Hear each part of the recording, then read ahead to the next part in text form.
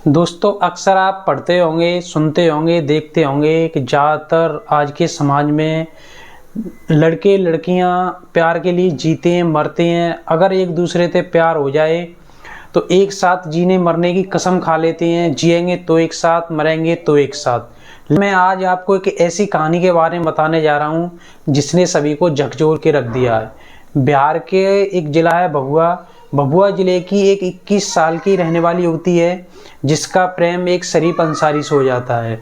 और वो लड़की शरीफ अंसारी को अपनी ज़िंदगी समझने लगी थी। सब कुछ अपनी शरीफ अंसारी को ही समझने लगी थी। शरीफ अंसारी के कहने पर वो सारी दुनिया से लड़ने के लिए तैयार रहती थी।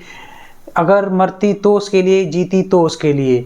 उसके कहने पर घर हो, परिवार हो, समाज हो, सबसे लड़ने के लिए, भिड़ने के लिए तैयार रहती थी। लेकिन जब उस शरीफ अंसारी की शराफत समझ में आई तो वो लड़की इस दुनिया में रही नहीं। जो लड़की शरीफ अंसारी की शराफत के आगे नतमस्तक थी और उसकी शराफत सामने आने के बाद वो इस दुनिया में रही ही नहीं। नमस्कार सभी भाई लोगों, इस कहानी को मैं आपको बताता हूँ कि बिहार के भभुआ ज़िले में रहने वाली 21 वर्षीय आरती अपनी ममेरी बहन के एग्ज़ाम दिलाने के लिए जाती है। और एग्ज़ाम दिलाने के लिए जब वो जाती है, घर से निकलती है 17 फरवरी को, और उसके बाद वो घर वापस नहीं आती है। जब घर वापस नहीं आती है तो घर वाले सोचते हैं कहीं गई होगी, किसी के साथ चली गई होगी। तो शाम तक उसका वेट करते हैं। जब शाम तक वेट करते हैं, जब नहीं आती है तो फिर सुबह होने का इंतज़ार करते हैं। और सुबह होते ही उस लड़की के पिताजी यानी कि वीरेंद्र सिंह 18 तारीख को थाने में जाके FIR दर्ज कर देते हैं। पुलिस अपनी इन्वेस्टिगेशन कर रही होती है, छानबीन करती है। घर वाले भी सोचते हैं किसी के साथ गई है तो आराम से रह रही होगी। लेकिन वो लड़की वहाँ से शरीफ अंसारी के साथ भाग जाती है और सासाराम में जाके किराए के मकान में रहने लगती है। जब किराए के मकान में रहने लगती है तो मात्र एक ही दिन रुकती है। और उस दिन पूरी रात शरीफ अंसारी उसके जिस्म के साथ खेलता है, उसके जिस्म का लुत्फ़ उठाता है।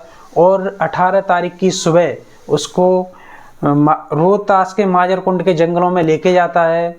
जब रोहतास के माजरकुंड के जंगलों में लेके जा रहा होता है तो रास्ते में वहाँ एक जगह से वो सेब खरीदता है। और सेब खरीदने के बाद एक चाकू खरीदता है। जब वो बेटी पूछती है आखिरकार ये चाकू आप किस लिए खरीद रहे हो, तो बोलता है कि इससे सेब काटेंगे। तो वो लड़की उसके साथ चली जाती है क्योंकि वो ये बात सोच ही नहीं सकती थी कि इस चाकू खरीदा जा रहा है, इससे सेब के बदले मेरी गर्दन कटेगी। क्योंकि वो इतना प्रेम करती थी, इतना विश्वास करती थी कि खुद से ज़्यादा विश्वास उस पर था।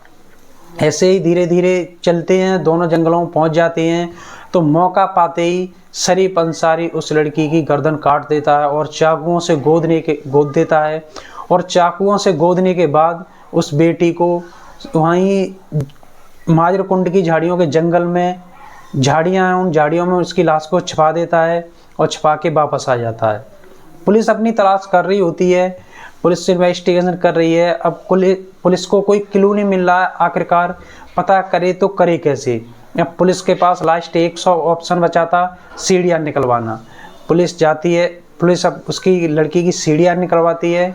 जब सीढ़ियाँ निकलवाती है तो उसमें लास्ट बात शरीफ अंसारी से होती है। इसी के आधार पर पुलिस शरीफ अंसारी को उठाती है और पूछताछ करती है। तो पहले तो शरीफ अंसारी इधर उधर की बातें करता है, बताता नहीं है कुछ। लेकिन जब पुलिस कड़ाई से पूछताछ करती है तो शरीफ अंसारी टूट जाता है।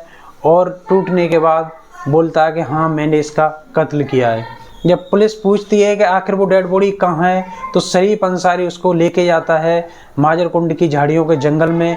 और जिस झाड़ी में उसने उस बेटी की डेड बॉडी छिपाई थी वहाँ लेके जाता है तो वहाँ केवल कंकाल मिलता है। बॉडी पूरी सड़ चुकी होती है, बॉडी में कुछ नहीं होता है। पुलिस उस कंकाल को लेती है और पटना लैब में भेज देती है इन्वेस्टिगेशन के लिए। और उसके बाद शरीफ अंसारी को गिरफ्तार करके जेल भेज देती है।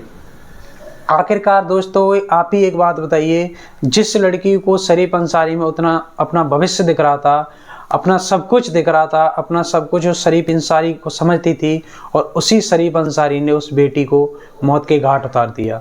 इसीलिए मेरी सभी बहनों से, बेटियों से एक हाथ जोड़ के विनती है कि अपने माता पिता के बगैर कोई निर्णय न लें। और अगर निर्णय लें तो एक बार ये देख लें कि आखिर इंसान ये मेरे लायक है या नहीं। अपना सब कुछ समझने के बाद भी उसने उसको गला रेत के मार दिया। जिस चाकू से एक सेब काटना था, उस चाकू से उस बेटी का गला कट गया।